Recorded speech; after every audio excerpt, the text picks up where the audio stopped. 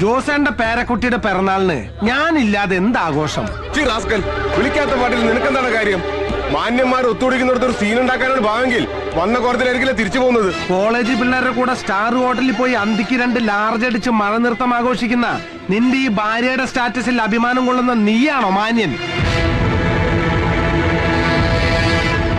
ജോസേന്റെ കുഞ്ഞുമോളെ പിറന്നാൾ കൊഴിപ്പിക്കാൻ ഞാനൊരു കിൻഡില് സമ്മാനം കൊണ്ടുവന്നിട്ടുണ്ട്.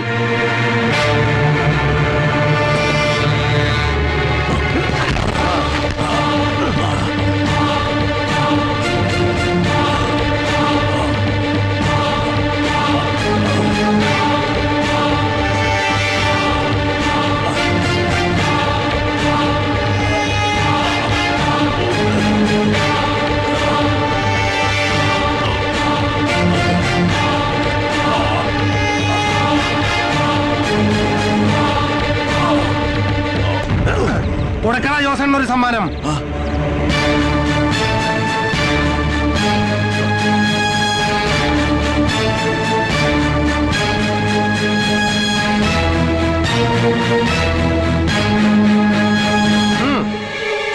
No, no.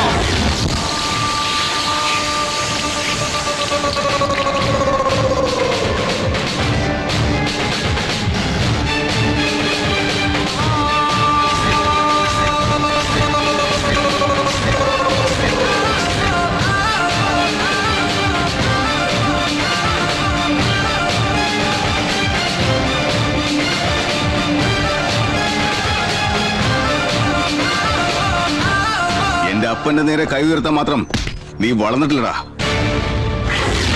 ഞാൻ ഐസക് ജോൺ, ജോസേട്ടന്റെ മോനാ. ഉശിരുള്ള ആമ്പിള്ളേരുള്ളപ്പോ കളി നേർക്ക് നേരെ, അതാണ് ആണത്വം. ഇത് നിന്നെ പോലെ ജിമ്മി പോയിട്ട് ഇരുമ്പ് പൊക്കിണ്ടാക്കിയ ശരീരമല്ല, കോഴിക്കോട് പാളയം മാർക്കറ്റിൽ അധ്വാനിച്ചുണ്ടാക്കിയ ശരീര. ഇത് വെച്ചൊരു അലക്കാലക്കേണ്ടല്ല. അപ്പനെ കയറി ജോസേട്ടാന്ന് വിളിക്കുന്ന നിന്റെ കാളസ അപ്പ കീറും. നാട്ടുമ്പുറത്ത് ഊച്ചാലയോട് സംസാരിക്കുന്ന ഭാഷ നീ എന്നോട് സംസാരിച്ചാലുണ്ടല്ലോ, അറിയില്ല നിനക്കെന്നെ. അറിയടാ, നന്നായിട്ടറിയാം. നിന്റെ അപ്പം പഠിക്കാത്ത ബിസിനസ് മാനേജ്മെന്റ് പഠിക്കാൻ ഡൽഹി പോയ നീ ഇന്ന് ലാൻഡ് ചെയ്തപ്പോഴേ ഞാൻ തീരുമാനിച്ചു എന്റെ അടുത്ത ഇര നീയാണെന്ന്. മോനെ ഐസ് ഫ്രൂട്ടെ, ഞങ്ങളെ പോലുള്ളവരെ മാനേജ് ചെയ്യാൻ നിപ്പ പിടിച്ച മാനേജ്മെന്റ് മാത്രം പോരാ. മേലാൽ ഇത്തരത്തിലുള്ള പോക്കിരിത്തരത്തിൽ നിന്നാ സ്മാർട്ട് ആകാം, പക്ഷെ ഓവർ സ്മാർട്ട് ആവരുത്. എന്നെ അപ്പനെ അപമാനിച്ച് നീ രക്ഷപ്പെട്ടു എന്ന് കരുതണ്ട. നിന്റെ അന്ത്യം വരെ നിഴല് പോലെ ഞാനുണ്ടാവും. സൂക്ഷിച്ചു.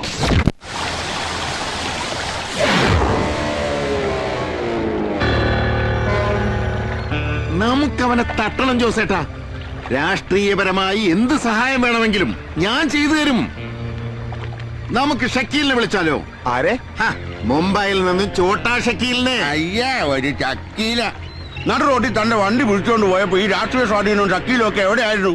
മുക്കാട്ടക്കരത്തിന്റെ വിലയില്ലാത്ത ഉപദേശമായി വന്നിരിക്കുന്നു. ഏതോ അസംബ്ലി ഉറക്കത്തിന് ഉടനെ പിച്ചും പേയും പറയുന്നല്ലോ ഓരോന്ന് വിളിച്ചു പറയാനേ ഇത് നിയമസഭയല്ല. അവന്റെ അമ്മയുടെ ഒരു ഇന്റർസ്റ്റേറ്റ് കൊട്ടേഷൻ. ഞാൻ അപ്പോഴേ പറഞ്ഞതാ പാണ്ഡ്യ വിശ്വസിക്കാൻ കൊള്ളുകയല്ലെന്ന്. ജോസേട്ടാ, ഒരു അബദ്ധം പറ്റിയെന്ന് വെച്ച് പാണ്ഡ്യനെ അങ്ങനെ തള്ളിക്കളയണ്ട.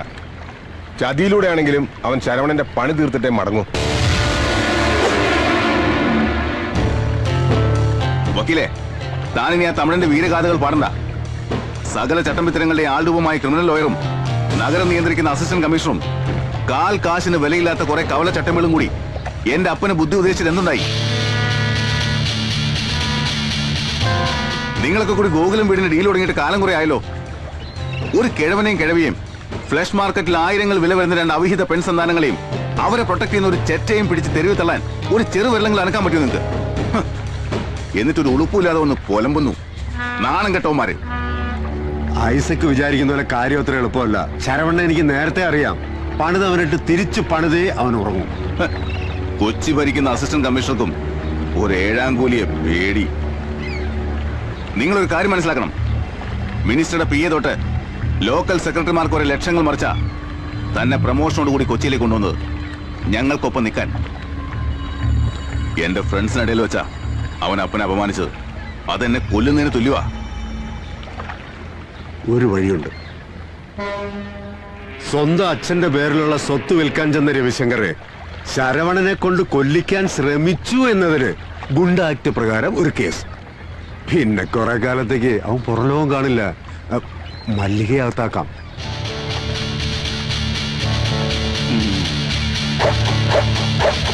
Go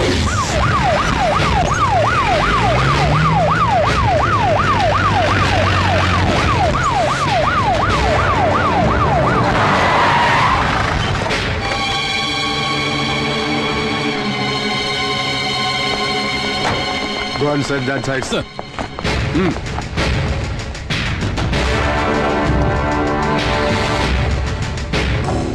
എവിടെ അവൻ? മര്യാദയ്ക്ക് പറഞ്ഞാൽ എല്ലാവർക്കും രക്ഷപ്പെടാം. സാറ് ആരെ ഉദ്ദേശിക്കുന്നത്? നിന്റെ ആക്ടിംഗ് ഒക്കെ വല്ല സീരിയലിലും മതി. നിന്റെ മറ്റവനെ തന്നെയാണ് ഉദ്ദേശിച്ചത്. എന്താണോ? വീട് ലോക്കാണ് സർ. അകത്തേറി നോക്കണോ?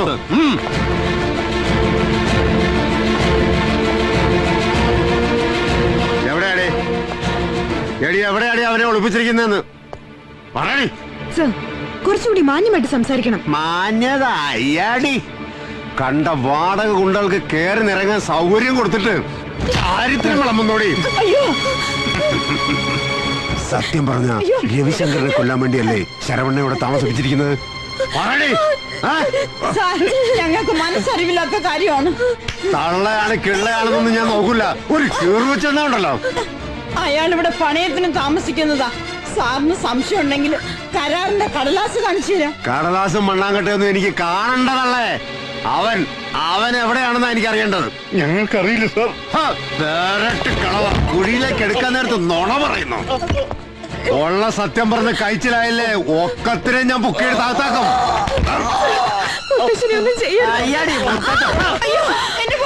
അറിയണ്ട്.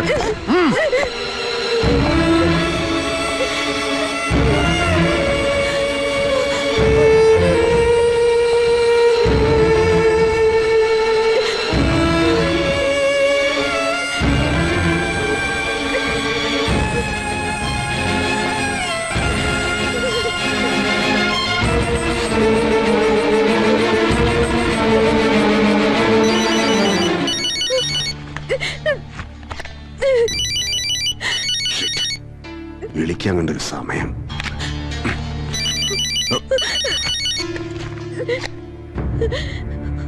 എന്താടി നിനക്ക് വേണ്ടത്? വേണ്ടത് സാറിനല്ലേ? ആരാടാ നീ?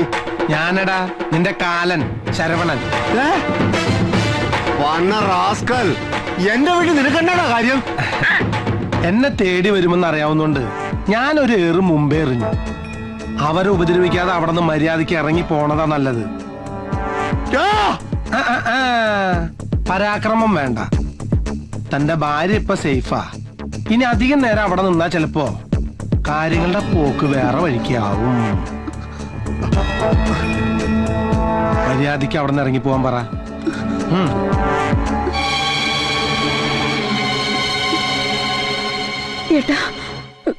ഏട്ടാ പ്ലീസ്, എന്നെ കൊല്ലു.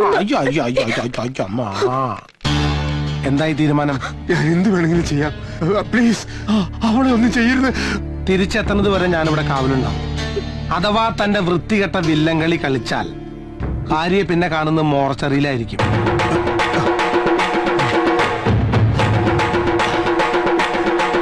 പഴം വിഴുങ്ങുന്നവരെ നോക്കിക്കാ പോയി ജീവിക്കാറോ?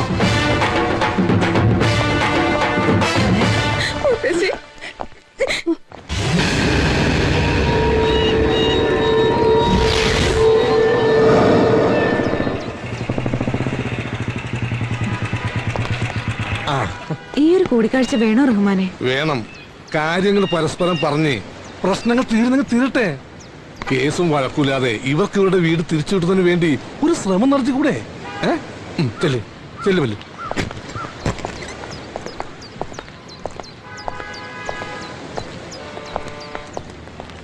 റഹ്മാനെ വിട്ട് നിങ്ങളെ വിളിപ്പിക്കുമ്പോ സത്യം പറഞ്ഞാ വരില്ലെന്നാ ഞാൻ കരുതിയത്.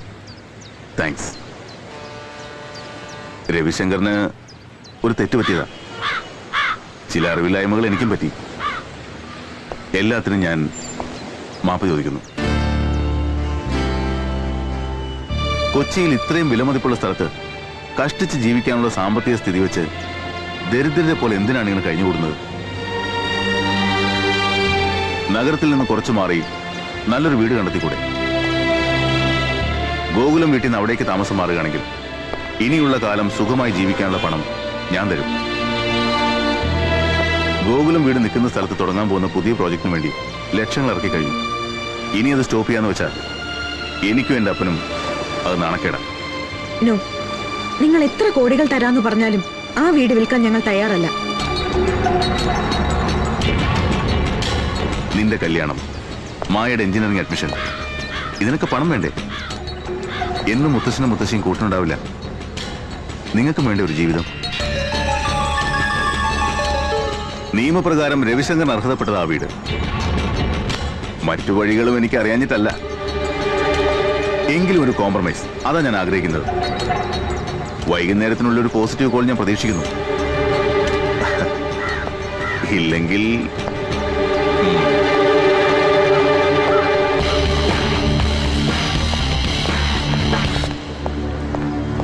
ഐസക് പറഞ്ഞാ ശരി, രക്ഷപ്പെടാനുള്ള വഴി നഷ്ടപ്പെടുത്തരുത്. ഇല്ല, എന്റെ അമ്മ മരിച്ചു കിടക്കണ മണ്ണാ അത്. ഞങ്ങൾ ജീവിച്ചിരിക്കണ കാലത്തോളം അത് മറ്റാർക്കും വിട്ടുകൊടുക്കില്ല. നിങ്ങൾ വന്നപ്പോ നഷ്ടപ്പെട്ടു എന്ന് കരുതിയിരുന്ന വീട് തിരിച്ചു കിട്ടുമെന്ന് പ്രതീക്ഷിച്ചു. ഇപ്പോ വേദനിപ്പിക്കാൻ വേണ്ടി പറഞ്ഞല്ല. പ്രതീക്ഷ കളയണ്ട, ആ വീട് നിങ്ങൾക്ക് നഷ്ടപ്പെടില്ല.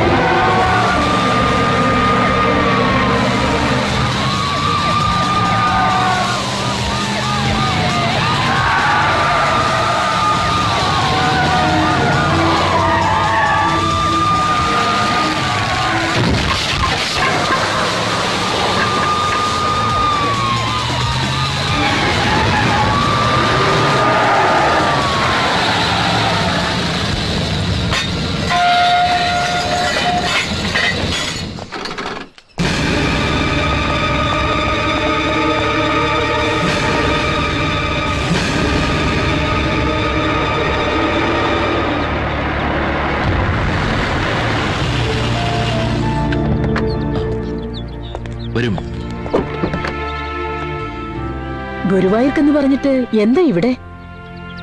അമ്മയ്ക്കൊരു സർപ്രൈസ് ആയിക്കോട്ടെ എന്ന് കരുതി നമുക്കൊരാളെ ഒന്ന് പരിചയപ്പെടാം. എന്നിട്ട് ഗുരുവായൂർക്ക് പോവാം. ഓക്കെ, വാ വാ.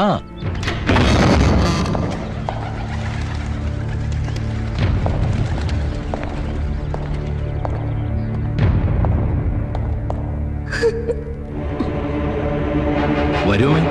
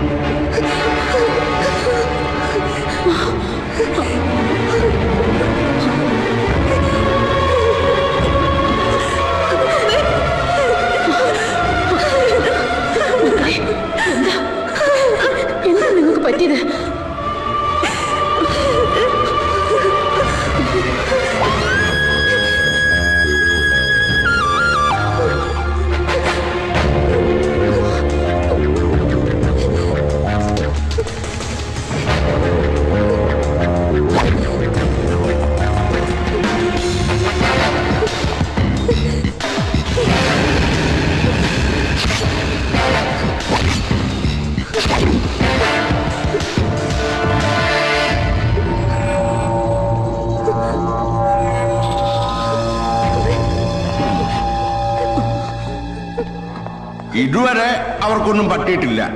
ഇനി പറ്റാണ്ടിരിക്കണമെങ്കിൽ നിങ്ങൾ മനസ്സിലാക്കണം. ഞങ്ങൾ എന്ത് തെറ്റാ നിങ്ങളോട് ചെയ്തത്? തെറ്റ് ചെയ്ത നിങ്ങളല്ലേ ഞാനാ. നിങ്ങളുടെ മകൻ പറഞ്ഞ വാക്ക് കേട്ട് എന്റെ കയ്യിലിരുന്ന കാശ് മുമ്പും പിമ്പും നോക്കാതെ ഗോകുലം വീടിന് വേണ്ടി അവൻ എണ്ണിക്കൊടുത്തു എന്നുള്ളൊരു തെറ്റ്.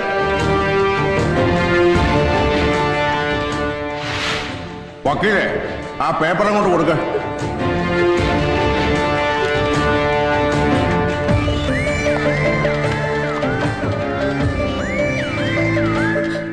ജോസേട്ടൻ പറഞ്ഞ ശരിയാ. ഗോകുലം വീട് വിൽക്കാൻ വേണ്ടി ഞാൻ ജോസേട്ടിൽ നിന്ന് അഡ്വാൻസ് വാങ്ങിച്ചിട്ടുണ്ട്. അത് വിൽക്കാൻ നിനക്കെന്താ അവകാശം? എന്റെ അച്ഛന്റെ സ്വത്ത് എനിക്ക് അവകാശപ്പെട്ടതാ. ഗോകുലം വീട് ദാനം കൊടുത്ത പോലും നിനക്ക് ഞാൻ തരില്ല. വയസ്സാം കാലത്ത് ഒരു തുള്ളി വെള്ളം തരാൻ ഈ ഒറ്റ മോനേ ഉള്ളൂ. എന്റെ തീരുമാനത്തിൽ മാറ്റമില്ല.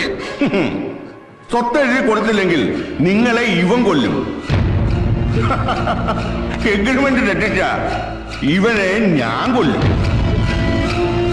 ഒരു ഇട്ടാവട്ടത്തിലുള്ള വീടിന് വേണ്ടി രണ്ടാളും മരിക്കണോ? വേണ്ടമ്മേ, ഒപ്പിടണ്ട.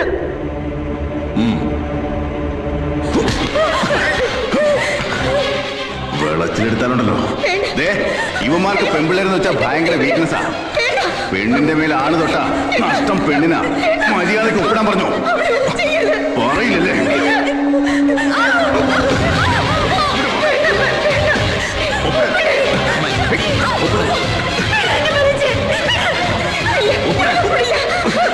ഒപ്പിടാൻ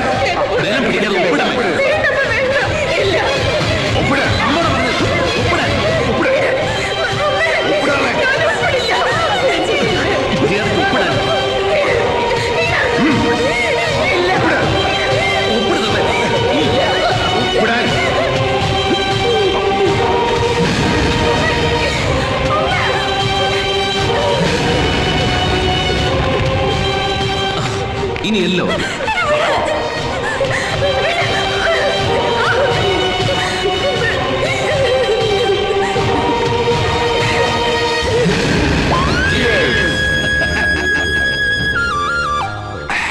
നമ്മളെല്ലാം ഒറ്റക്കെട്ടായി നിന്നതുകൊണ്ടാണ് കോടികൾ വില വരുന്ന ഗോകുലം വീട് സ്വന്തമാക്കാൻ കഴിഞ്ഞത്. ഈ വിജയം നമ്മൾ ആഘോഷിക്കുന്നു. പക്ഷേ ശരവണൻ തിരിച്ചെത്തും മുമ്പേ ആ ഗോകുലം വീട് നിലം പൊത്തിയിരിക്കണം. ഇപ്പൊ എന്റെ ഭാഗം ക്ലിയറാ. ഇനി ബാക്കി ഇടപാടുകൾ തീർത്ത് ജോസേട്ടന്റെ ഭാഗം കൂടി ക്ലിയർ ആക്കിയ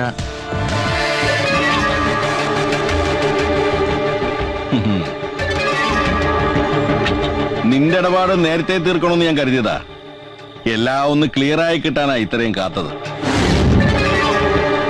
കണാര, അതിങ്ങിതാ.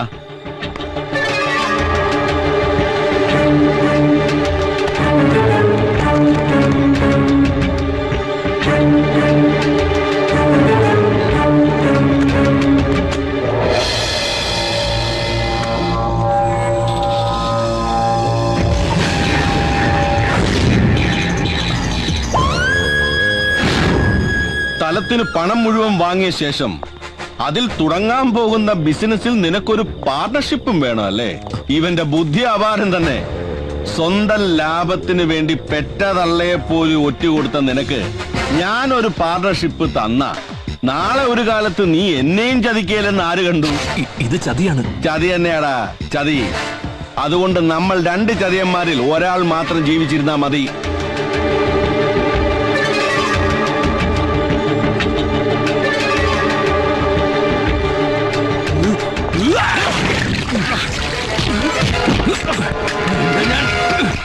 കാര്യം കഴിഞ്ഞപ്പോ എന്നെ ചതിക്കാൻ നോക്കുന്നു.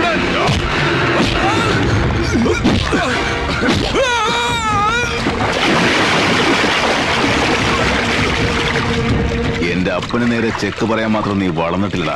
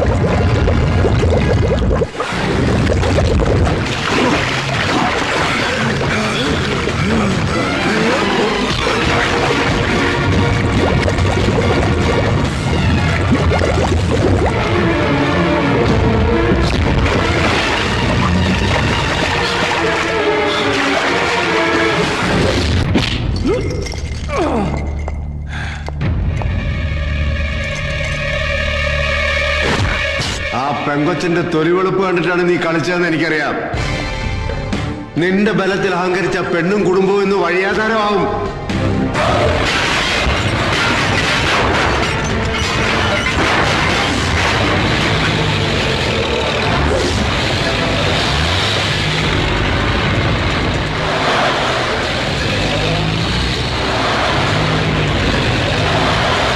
ഗോകുലം വീടിന്ന് താർക്കും. ഒപ്പം സംരക്ഷകനായി നിന്നെ അവസാനിപ്പിക്കാനാണ് ജോസേട്ടന്റെ ഓർഡർ. അതിനു മുമ്പ് അൺഒഫീഷ്യലായി എന്റെ വക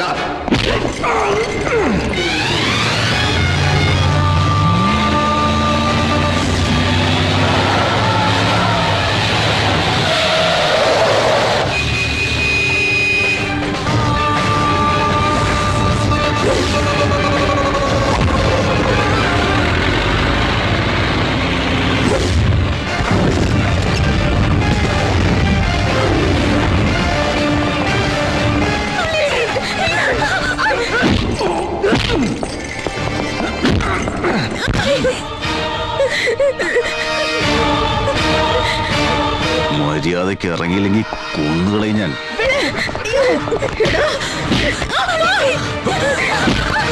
അടിച്ചു പൊളിക്കണം.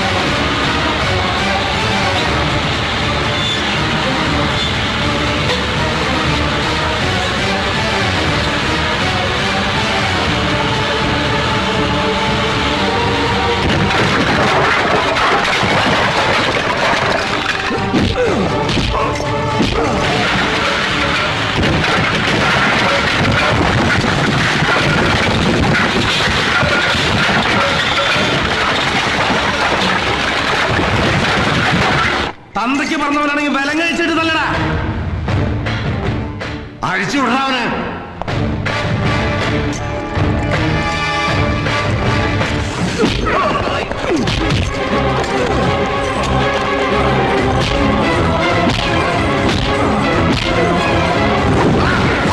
വെച്ചാലക്ക് ഞാൻ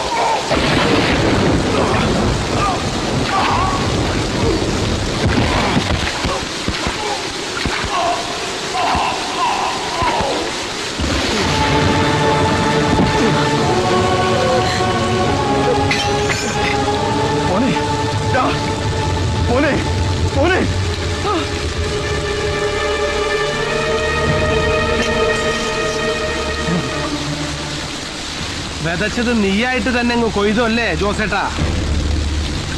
നീ ചെയ്ത മഹാപാപങ്ങൾക്ക് മറുപടിയായി സ്വന്തം മകനെ തന്നെ കൊന്നു തള്ളിയ സ്ഥിതിക്ക് ഇനിയുള്ള കാലം സെൻട്രൽ ജയിലിൽ കടന്ന് പുഴുത്ത് നരയിക്കണം നീ. സ്വന്തം ചോരയെ ചവിട്ടിയിട്ടാണെങ്കിലും നിന്റെ സഭയുടെ കൂടെ എന്റെ ചെലവിൽ നടത്തിയിട്ട് ഈ ജോസേട്ടൻ പോകൂ.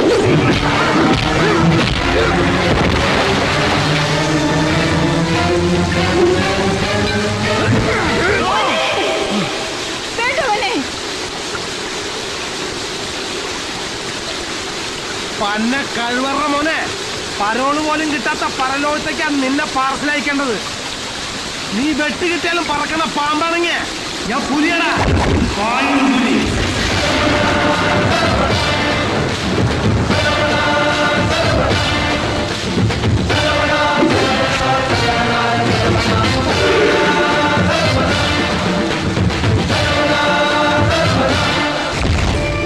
പിന്നെ കൈ വിട്ടു പോയിന്ന് കരുതിയ വീടും ഔട്ട് ഹൗസൊക്കെ തിരിച്ചു കിട്ടിയല്ലോ. ഇതാ ഔട്ട് ഹൗസിന്റെ താക്കോൽ. പോകുന്നതൊക്കെ കൊള്ളാം, പക്ഷേ ഈ ബാച്ചിലേഴ്സ് എപ്പോഴാണ് ഫാമിലി ആകുന്നത്? അത് നാടും നാട്ടാരെയും വിളിച്ചറിയിക്കുന്ന സമയത്ത് അറിഞ്ഞാ മതി. അതുവരെ ഈ ഫാമിലി തൽക്കാലം ബാച്ചിലേഴ്സ് ആയിട്ട് നിൽക്കാനാ പ്ലാൻ. Attention please. നിങ്ങളുടെ ഫാമിലി പ്ലാനിങ് നോക്കിയിരുന്നാൽ എന്റെ പ്ലാനിങ് പൊളിയും. അതുകൊണ്ട് ഈ ബാച്ചിലേഴ്സ് ഫാമിലി ആകാനാണ് പ്ലാൻ. അതാണ് പ്രാക്ടിക്കലും.